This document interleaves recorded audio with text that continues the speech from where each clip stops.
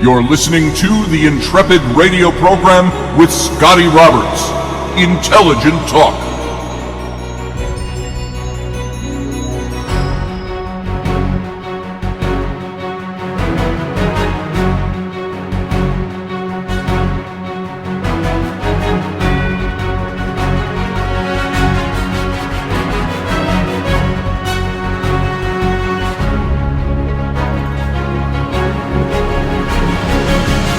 Hey folks, happy Thursday evening. It's Scotty Roberts. It's been a gorgeous day today, and welcome to my program, the Intrepid radio program, right here on the Odyssey Radio Network. That's ODYSY1.com, and then come on over and see the simulcast in video, the best part being the live chat room that is there, inhabited by all the other Intrepheads that like to share their ideas with each other and with me as the show is broadcasting live. You can go there right now. As a matter of fact, you don't even have to stop listening to Odyssey Radio. You can listen to Odyssey, and then you can go over to my YouTube channel. Just turn off the sound on the video and be there for the chat room as the show plays. So, thank you for being here. Either way, enjoy it. All the shows, of course, are archived over on my YouTube channel, and you can go watch them anytime you want. Get caught up. There's almost 200 shows over there in archive that you can just scroll down through and listen to. So go on over to my YouTube channel, subscribe, hit the like button, and also go visit Odyssey Radio. Again, ODYSY1.com. See all the goodness that is Odyssey. See the 24/7 lineup of shows over there, and also check out all the different locations where you can hear this show. So, business out of the way. Thanks for being here. Let's continue on where we kind of left off. Now, last night we had kind of a fun show, at least for those who were over on the YouTube channel and not just listening, because I had quite a lengthy slideshow about one of my visits. Well, actually, it was a combination of a couple of my visits to the mountain Serabit el-Khadim, which I believe was the mountain of God mentioned in the Old Testament. And so while I have to say to all of those of you listening audibly only, it's kind of hard to see the pictures, but I tried to put them into verbal visuality, if you will, for lack of a better way to say that, where you couldn't see the pictures to describe what it was we were showing over in that channel. So I think we had a good time with that, and we'll probably do that again. If you only heard the audio last night, go on over to the YouTube channel, call up last night's show, and you can see all the pictures that we posted of that particular location. And my verbal skills are on a low ebb this evening, so bear with me as I talk. My mouth wants to move faster than my brain wants to cognitively figure out what it's saying. So it'll be a fun show tonight. But I want to pick up where we left off on the Exodus. And we were talking about the dating of the conquest a couple of days ago. And the conquest, if you don't know that term by simple definition of it alone, the Exodus was, of course, when Moses led the people out of Egypt, according to the biblical tale. And some scholars say it was a gradual exodus. Others say it happened just like the Bible says it happened. There were the 10 plagues. Pharaoh finally gave in and said, "Get your butts out. I don't want to see your face anymore." They rush out of Egypt, and then Pharaoh gets all worked up about it and said, "Where's my slaves?" And he pursued them with his armies. Of course, the crossing of the Red Sea, and they get bogged down in the Red Sea, and his chariots and his armies are all destroyed in the waters of the, not receding, the coming back in, the waters coming back in and burying them all, drowning them all. And that's the biblical story. That's the Exodus.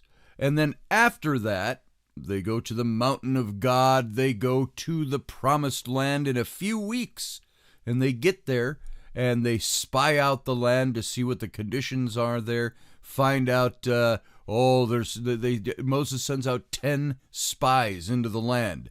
And 12 spies. And out of the 12, 10 come back and are like, oh, God, we can't go in there. They're going to wipe us out. We have no chance of survival there with the inhabitants. Why? They're giants. They make us look like grasshoppers in their sight, they say. But only 2 of the spies came back, Joshua and Caleb, with a positive report and said, we can take them. And of course, the faith message was, we can take them because God is on our side. Well, God, because of the reticence of the other 10 spies, out of all the people of Israel, these 10 spies give a negative report. Well, God said, well done, you have to wander around in the desert for 40 years before you can go in. He wanted that whole generation to die off. Now, without getting too mired in faith issues, when you see how God worked in these things, the things that could piss God off, the minuscule things that could piss God off, you got a slave caste of people that you've had led out of Egypt by your one chosen guy, and they get there, and now these people were slaves. All they knew was making mud bricks, building things, all of that. They have overlords, and they get to a place where God says, I want you to take the land now. Go in and conquer it. And they go, oh, what's a sword? Kind of thing. All they've ever known were plowshares and trowels. And so God expects them to go in and take the land, and because they show some reluctance to do so, we've never been an army before. We don't know what the hell we're doing. And God says, oh, just for that thought, you now get to wander for 40 years until you all die off and only your children can go into the land. Well, maybe that's a bit of a cynical or tongue-in-cheek appraisal of that story, but that's what it looked like. And so they wandered around as a nomadic tribe for 40 years, and only the handful of people that were left at the end of that 40 years, Joshua and Caleb. Now they're left, I don't know how old they are at this time, but 40 years has passed, and they go in and they start conquering the land with the city of Jericho, then on to Ai and all these other cities. And this is what we've been looking at, is the biblical text of the list of cities that they started to conquer and how that compares to historical lists and maps of the day. And that helps date when this happened. Remember, if you look at the city of Jericho and that it was destroyed around 1400 BCE, 1405 they say, I don't think that 5 years matters, but around 1400 BCE, and then nobody lived in that city for another almost 800 years, that would place the Exodus under Ramses II, the great Ramses that you see in all the movies and the books and all of that, the brother of Moses and so on. That makes that an impossible date, because that city alone, Jericho, didn't exist as a city at the time of Ramses. So how could the slaves have left under Ramses and 40 years later destroyed Jericho when it was not a viable city? There wasn't even a settlement there until at least, what is it? If you have 1400 minus about 800 years, you're looking at, roughly 600 BCE. So 600 years after the time of Ramses. So things like that. That's the importance when you're examining this. Now, you might look at the whole thing and say, what's the importance of knowing that? Who needs to know this information? Well, do we need to know it, or is it exciting and fun and adventurous to figure it out? This is a puzzle. Did this actually happen? Was it an allegorical tale? Was there a gradual exodus as opposed to a singular event? And now I'm sure people filtered out of Egypt for many, many years. Just like the Hyksos at the front end, when we said that people from the Asiatics, from the Canaanite region, had been filtering into the Nile Delta for centuries prior to the time when they finally had assimilated into the cities for so many centuries, and they took over the northern throne, the Hyksos people, and they divided Egypt. And this was the time when Joseph was raised to power and invited his brothers to come in and settle there. So the family of Jacob, or Israel, about 70 people, came from Canaan, settled in Egypt in the Nile Delta, and eventually they became slaves in the land. When a new pharaoh rose up, ousted the Hyksos, and looked at all this remnant of people from Canaan and said, just slap them into bondage. We don't want them rising up again against us. That's even in the biblical text. Even though it doesn't spell that out, the things that are said by the Pharaoh at that time. He didn't know Joseph. He looked at all these people and he said, let's put them into hard bondage, lest they rise up and take our country again from us. That's a clue as to who these people were. The Hyksos people, the assimilated peoples who had taken over the northern part of Egypt. So you've got that story. On the other end of things is that filtration came in over hundreds of years. Then the family of Jacob, Israel, was just part of that infiltration, and they all became either wiped out when Amos the first ousted the Hyksos, or they became the remnant left over and slapped into bondage. And so why not have an exodus a few hundred years later where people are filtering out and going back to Canaan? Well, because you also have the story of Moses, who came and tried to force Pharaoh, leading a slave revolt in a way, to get the hell out of Egypt and force Pharaoh's hand, which he did after the plagues. So you've got these stories, but are they real stories? Did they happen the way we think they did? An interesting movie, if you want to watch this, if you haven't seen it, go watch Ridley Scott's Exodus, Gods and Kings. It's the one where, who's the guy who played Batman? Why am I not thinking of the actor off the top of my head? But he played Moses in this movie. And you've got a great cast of white actors playing Egyptians in this, and white British actors. But it's a kind of a remake of the Ten Commandments from the 50s with some different modern twists to it. In this movie, they show Moses as what did he really see God in the burning bush? Was it in his head? Did he have some psychological problems? But he went back and he led the people out. And he led a slave rebellion in this movie. And why Pharaoh didn't just go in and crush them all if this is what was actually going on. Why didn't he just take his armies in and crush all the Israelite slaves and all these slaves that were revolting? Don't know the answers to those questions. So we don't know exactly how it happened, but you've got the biblical tale that seems to have correlating information that proves that it took place. And that's why, going through all these studies, why is it worth it? Why is this an important study? I don't know. Maybe it's not important. Maybe it's not something we need to know. Maybe we just move on and do things the way we do them, and, we've got more important things to worry about than was the dating of the Exodus correct. But it is one of those areas of exploration, excitement. I look at it as adventurous when you start digging into this stuff, because you are finding out, did this story actually take place? And did it take place as it said it took place? And has our scholarship been faulty along the way? Placing Pharaoh of the Exodus in Ramses II? Completely faulty. And that's all because Ramses II is mentioned in the Exodus passage. But what we forget is that Exodus passage was updated 1,000 years after it was actually written. And they're saying, Pharaoh Ramses II, his big treasure cities, his store cities of Pithom and Ramses, those were built by the Israelites. Well, that's true too about this much. The Israelites built the city beneath it, Avaris. And all Ramses did a couple of hundred years later was come along and refurbish the cities, rebuild them, and reclaim them as his own. Ramses the Great was Ramses the Great, and we so know about him in history because of all the usurpation he did of all the older sites, the older monuments, the older temples. He scraped the old pharaohs' names off the sandstone and inscribed his own, and his inscriptions were 3 inches deep. Why did he do that? So another pharaoh couldn't come along and scrape his name off and put their own chiseled in there. And so this is what you've got. This is the situation.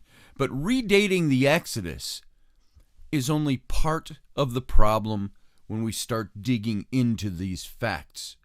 What about the conquest? That's what's known as the conquest. We've got the Exodus, boom. However we figure that in, but now there's the conquest.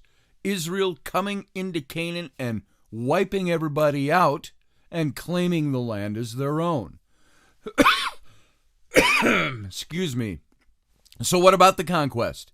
If we redate the conquest to shortly before 1400 BCE, which is where I place it, right around 1450 BCE, do we then find a good match between the biblical account and the archaeological evidence? If we accept the dates currently given to archaeological periods, the answer still has to be no. The end of the 15th century BCE, the date that I propose for the Israelite conquest of Canaan, provides no more archaeological evidence for Israel's conquest of Canaan and their cities than does the GAD, the generally accepted date of 1230 to 1220, just during that reign of Ramesses II, a couple hundred years later. But we have a further bunch of information that I want to present to you here, and a further proposal which radically changes the picture. Before outlining this second proposal, I want to give some explanation of the archaeological periods. Scholars, now we've mentioned this, the Bronze Age, the Iron Age, the Bronze Age II, and so on and so forth. What are these periods? And the scholars have divided ancient history into sequential periods based on observed cultural discontinuities in the archaeological record. And so we have the Bronze Age, followed by the Iron Age. These are the metals that people were working with overall. They evolved or graduated from bronze, and now they can make iron, and so on. This was the progression of history. So we have the Bronze Age and the Iron Age. And the evidence that supports the discontinuity between the two periods without requiring us to provide absolute dates or to reassign absolute lengths of time to each period. They kind of all overlapped each other. They could still be overall a bronze culture, but these guys over here, they started figuring out how to make better iron. And so this is where you had the overlapping in these time periods. And so with accumulating evidence, these archaeological periods have been subdivided, again based on observed discontinuities in the archaeological record. And the absolute dates have been assigned to the beginning and the end of each sub-period. And so this chronology has become quite nuanced. And in general, it's attained this wide scholarly acceptance, although there's still a number of areas of disagreement in some small and major points. So I would suggest a change in the date for the end of the period archaeologists designate Middle Bronze II, or MB2 for short. We would move that end of MB2 down by over a century, from around 1550 BCE to around 1420 BCE. Now, since the Late Bronze Age began when the Middle Bronze Age ended, this means that the beginning of the Late Bronze Age is likewise redated from about 1550 BCE to about 1420 BCE. No change in the date for the end of the Late Bronze Age is required. It still ends the generally accepted date of around 1200 BCE. And the Iron Age begins at that time. So the result of this adjustment is that events that occurred at the end of the Middle Bronze Age must have happened around 1420 BCE instead of 1550. And when we date the end of MB2, the Middle Bronze Age 2, to this later time, we find an almost perfect correlation between the archaeological evidence and the biblical account of the conquest of Canaan. Now, keep in mind, by shifting this date in the end of the Middle Bronze, we're not changing historical events. We're taking that gradual overlap between Bronze and Iron Ages and saying it kind of melded together over 100 years, as opposed to, there was this distinct date on June 7th of 1542, the Bronze Age came to an end and Iron Age began. That didn't happen. There was that gradual evolution of those ages. So if you move that date a little bit, you find that everything starts to correspond a little better. So now the MB2 period, the Middle Bronze II period, was characterized by strongly fortified cities. And in this respect, it fits exactly the biblical description of Canaan at the time of the conquest. The complaint of Moses' spies, remember, he sent out the 12 spies, was that the cities of Canaan were too well fortified to be conquered. They said in Numbers 13, verse 28, they're fortified and very large, they're great and fortified up to heaven, they said. That was in Deuteronomy 1 as well. And so the narratives of the conquest provide further confirmation that the Israelites were confronted by cities with walls and gates. You can look at the book of Joshua, all through the book of Joshua, chapter 2, 6, 7, 8, 10, and 14, all talk about these fortified cities. Because of these fortifications, Joshua avoided straightforward siege warfare, which offered little hope of success, and he employed a variety of other tactics instead. And so while the biblical picture conforms perfectly to the situation with MB2, Middle Bronze II, it doesn't ring true at all as a description of the Late Bronze Age. Remember that the currently prevailing scholarly view is that Israel entered Canaan at the end of the Late Bronze Age. That is, in their dating of the Late Bronze Age, 1230 to 1220 BCE, during the time of Ramesses II. Now, a recent study by Rivka Gonen. Now, there's a Jewish name if you've ever heard of Rivka. Rivka, why aren't you cooking? Why aren't you making the Passover meal? Maury, I'm busy. I'm doing archaeology. So Rivka Gonen has revealed that, contrary to the assumption of many scholars, most Late Bronze Age cities were unwalled settlements, much smaller than their MB2 predecessors. So moreover, many of the walled cities of Canaan were destroyed at the end of MB2. So Jericho was a large fortified city during MB2, but it was destroyed by fire at the end of that period. Look at Joshua chapter 6. That's the problem of talking on radio and drinking things at the same time. So at Gibeon and Hebron, there were cities during the MB2 that were followed in each case by a gap in occupation. If we accept Yohanan Aharoni's suggestion that Canaanite Arad was located, the city of Arad in Canaan, was located at Tel Malhata, there was an MB city here as well, followed by a gap in occupation. Similarly, with the city of Horma, we identify it with Tel Mesos. And indeed, the case of Tel Malhata and Tel Mesos, Aharoni himself recognized that the situation described in the Bible was this. He said it corresponds exactly to the situation during the Middle Bronze Age, when two tells, remember Tel is the mound, an archaeological mound, and two tells only defended the eastern Negev against desert marauders. And the evidence points toward the identification of these tells with the ancient cities of Arad and Horma.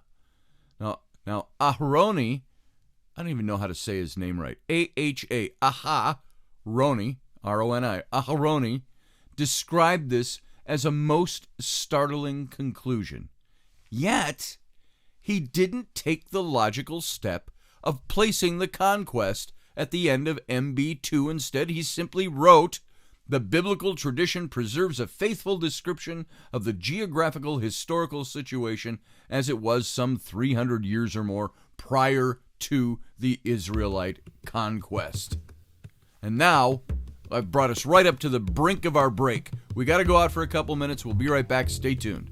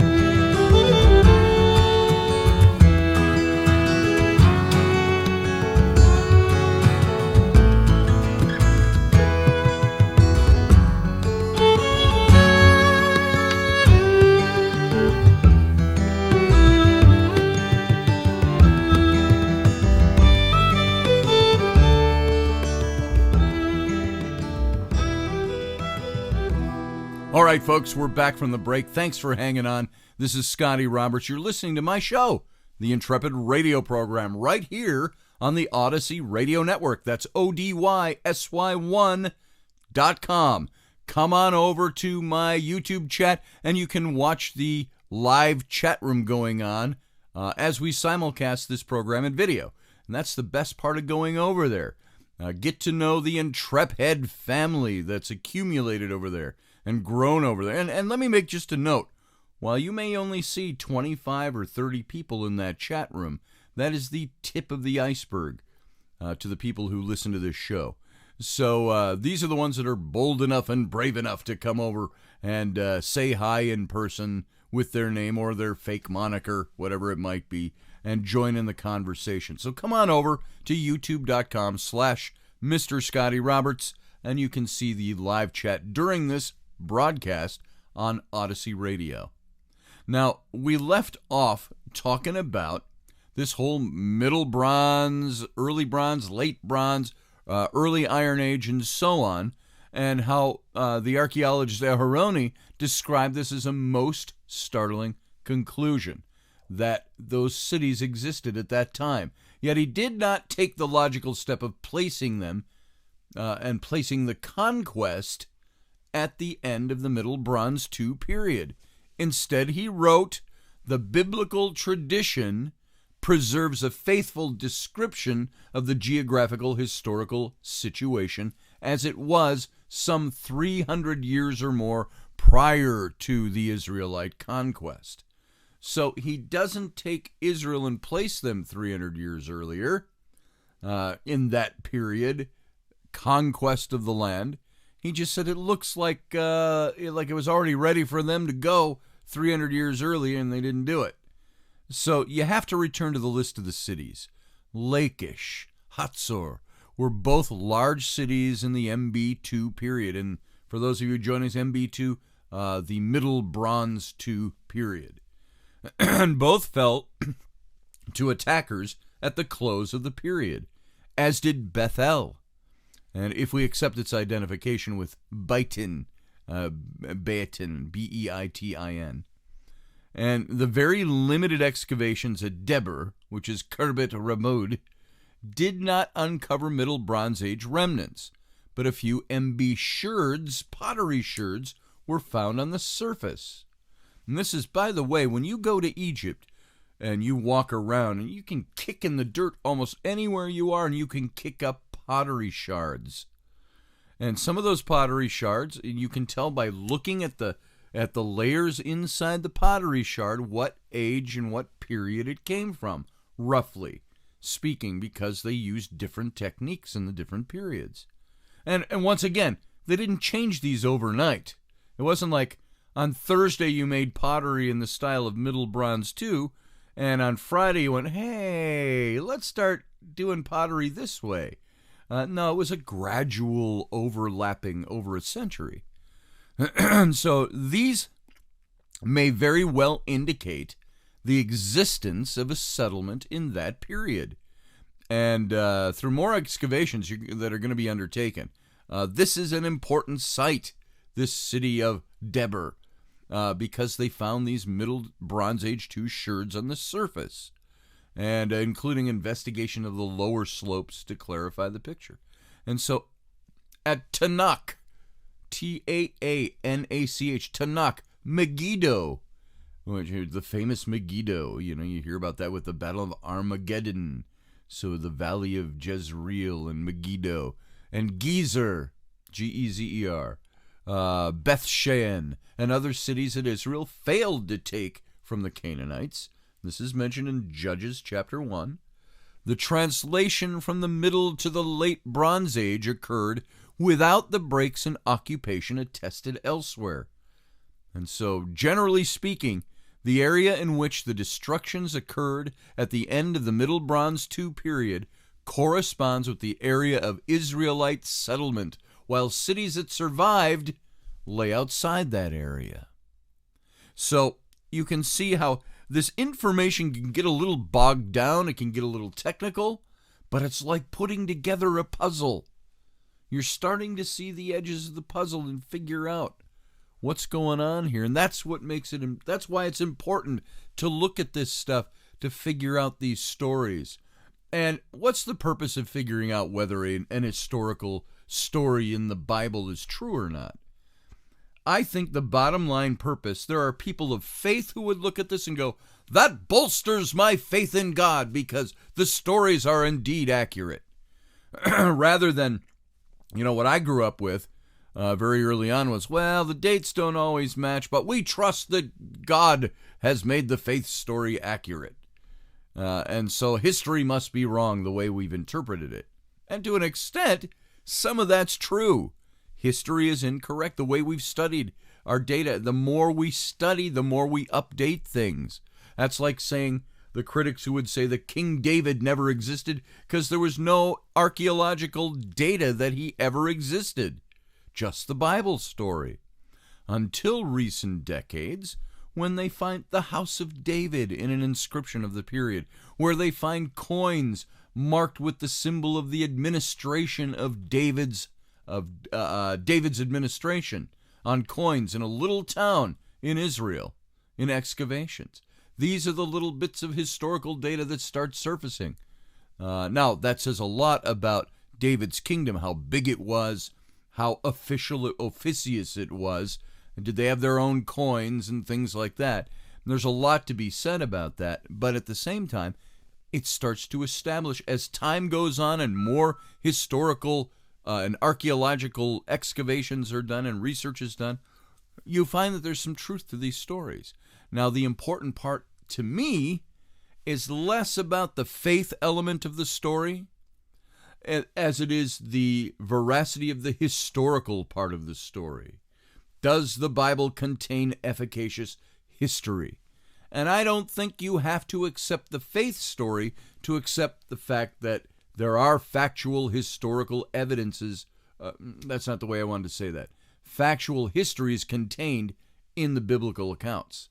Now, you can do what you want with the faith story after that. Some will say that your eternal soul depends on what you do with the faith story. I would say the faith story was told through the recounting of historical events.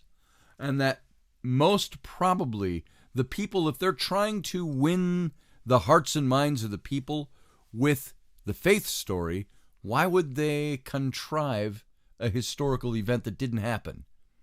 Here, I'm going to lay out this fake story to get you to believe in my God. That to me just seems ridiculous. So I think these people, when they recorded these historical events, they were recording them as they understood them having happened. So I think there's historical efficacy in the Bible. So we find this remarkable correlation between biblical tradition and archaeological evidence if you place the conquest of Canaan under Joshua at the end of the Middle Bronze II period. Now, the only exception to this rule seems to be the city of Ai, or A-I it's spelled, and it lacks both Middle Bronze Age and Late Bronze Age remains. So it's a problem for both the conventional date of 1230, that generally accepted date under the reign of Ramesses, of 1230 to 1220 BCE, and that's that Late Bronze Age date, and the proposed date of about 1420 BC, 200 years earlier, the end of the Middle Bronze Age. But I believe we have a solution to this anomaly. And this kind of brings me to another major proposal here. In my view, the site of Ai has been misidentified. Now, if Ai doesn't fit, do I just say, well, it doesn't fit the Bible story, so it must not be the right place? No. The history would suggest, the archaeology would suggest that Ai has been misidentified, that that's not the city they're looking at when they don't find the right kinds of datable artifacts archaeologically. So Ai is almost universally identified as the city of Khirbet El Tel. We'll just call it Et Tel, E-T-T-E-L-L. But I believe the identification is erroneous. It's not Khirbet Et Tel. It rests principally on two lines of argument. The first, now look at this. Look, this is how the logic and the reason work when trying to identify a city archaeologically. It rests principally on two lines of argument. The first is the supposed correspondence between the biblical name Ai, or I, and the modern name of the ruins at Tel, which is Khirbet Et Tel. And Tel means, Et Tel means the Tel. That is a ruin mound in a modern Arabic. So that's what the words mean, the Tel. And so in the Bible, the site that Joshua conquered, always called Ha-Ai, the Ai. Okay, I want to make sure I'm getting this across. In Hebrew, it's called Ha-Ai, which is the Ai, or the city of Ai. And it's long been taken to mean ruin. So the site, even in biblical times, was supposedly known as the ruin. Ai was the ruin. That's what the words mean. And so many biblical scholars have assumed that the modern Arabic name of Et Tel is effectively a translation of the name Ai, taken to mean ruin. However, Zioni Zevit has recently demonstrated a serious objection to this equation. He's concluded that any connection between the Hebrew name and the Arabic name for the site has to be rejected. I, he says, cannot be related to the word for ruin. Now, the second basis for identifying I with Khirbet Et Tel is its proximity to Bethel. It's clear from a number of biblical references that Ai, or I, lay closely to Bethel, to the east of it. And you find this in Genesis and Joshua and so on.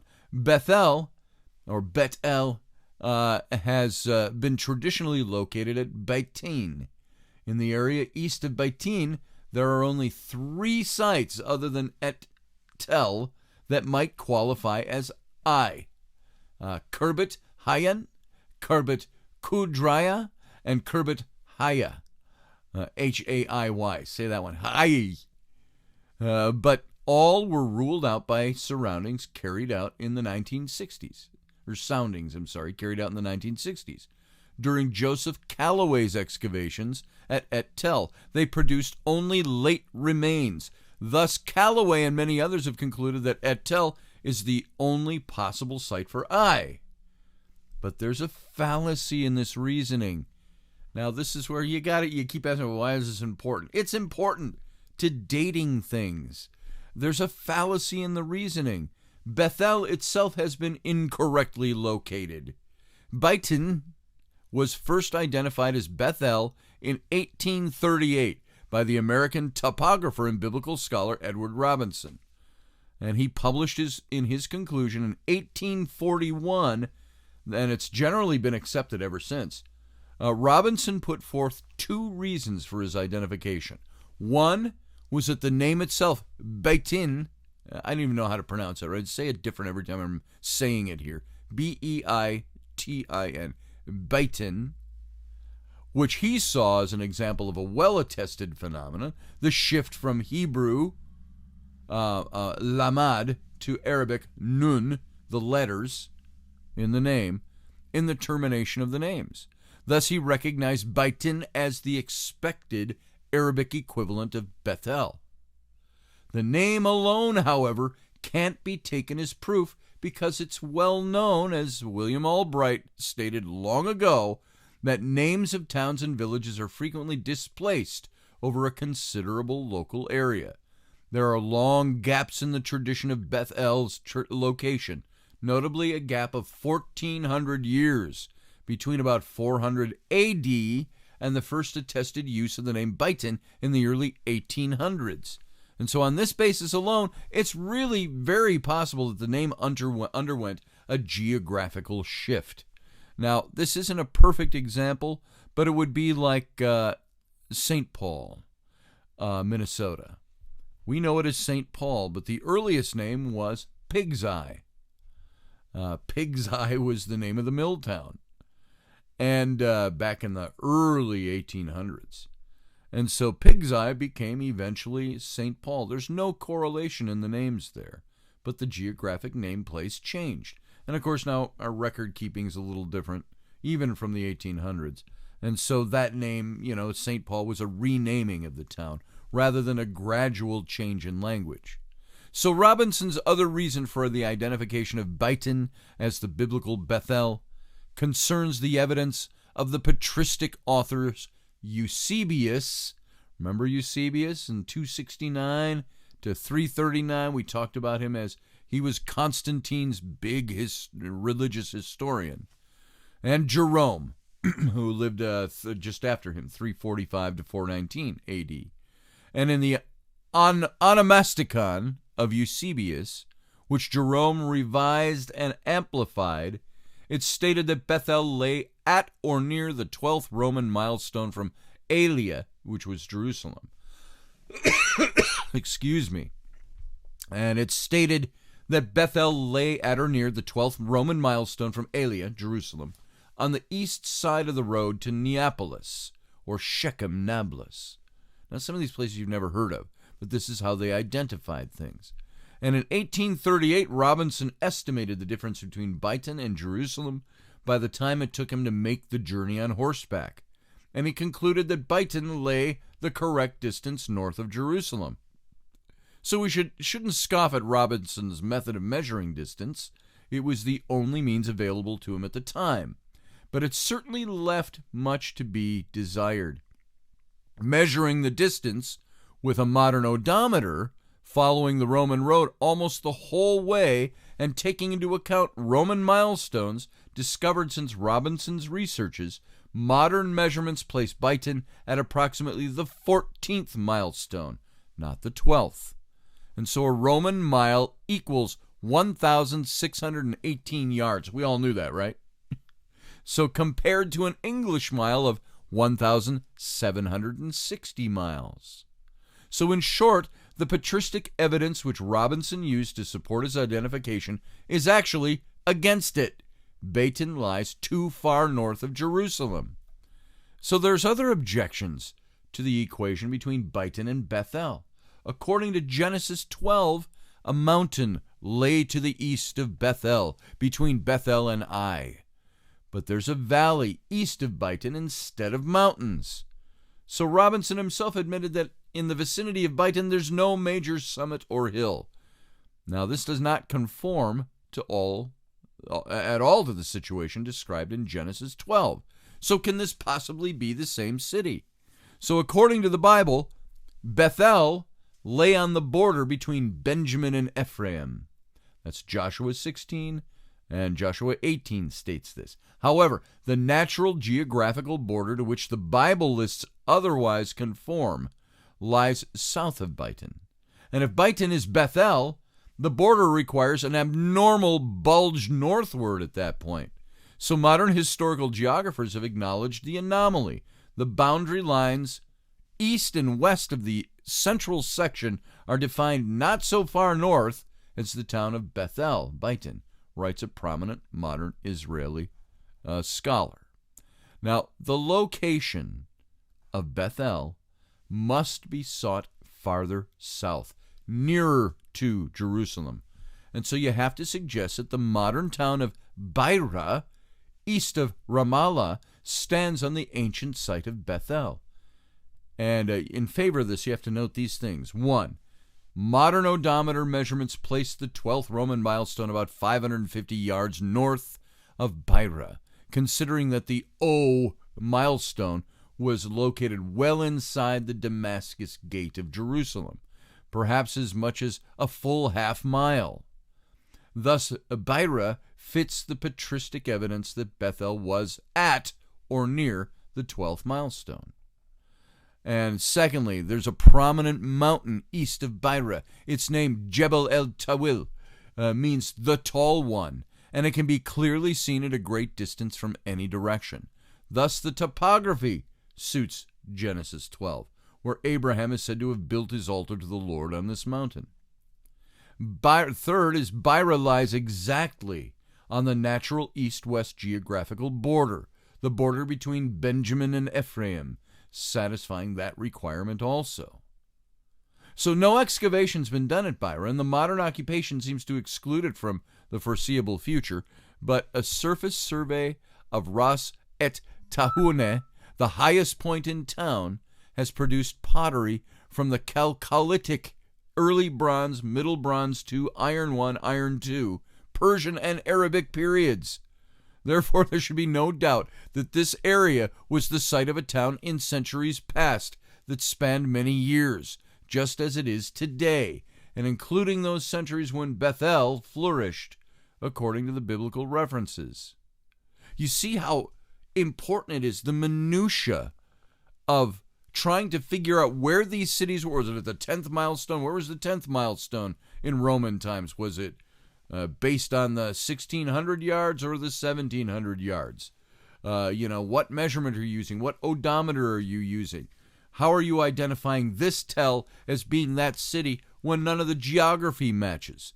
And so when you find a city that does have matching geography, which is in a suburb, which is, now covered as a place you can't even excavate anymore. But it's important to go through this, what's the word, this agonizing process to figure these things out. But again, it's a puzzle, and it's a small part of the puzzle that makes the bigger puzzle fit into history the way we think it ought. And so a new location for Bethel also presents this new possibility for the location of Ai. About 1 mile southeast of Beira lies the small site of Khirbet Nisya, which we propose as the site of biblical Ai. The topography suits all the requirements. The mountain Jebel Tawil, mentioned previously, lies between Beira and Khirbet Nisya, and a valley lies to the north of Khirbet Nisya, with a hill on the far side, which are mentioned both in Genesis and Joshua. The valley descends into Wadi Suwanit, which in turn goes down into Jericho, which is mentioned in Joshua 7. And it's steep enough to qualify as the descent, the Hebrew morad, mentioned in Joshua 7. So about a mile below, the gorge narrows to a little more than a split in the rocks, with sheer cliffs on either side. This feature may be the shibarim, the breaks that are referred to in Joshua 7. And though other interpretations could be suggested with the environs of Khirbet Nisya in mind. And so to the west of the site, there's a ridge where a force could wait in ambush, Joshua chapter 8, without being seen from either Khirbet Nisya or Bira. And furthermore, the site is a small one, and it's therefore appropriate for a town that Joshua's spies said could be conquered by only 2,000 or 3,000 men. Its people were so few. This is what Joshua chapter 7 states. So all these I think it's neat to go to a geographic location. It's like going to a site that would be, think of the Battle of Bunker Hill in Boston during the American Revolution. The troops advanced up the hill of Bunker Hill and cannons and all this, but those were all open fields and hills back then. Now you've got a borough there. It's full of residential houses for hundreds of years now, a couple hundred years. So you are in a neighborhood, and if you look around you, you go, this is all a big hill. You know, the whole neighborhood flooded with hundreds and thousands of homes. You look at that from the air and you see it's Bunker Hill. Now, we didn't have any problems identifying Bunker Hill where it took place.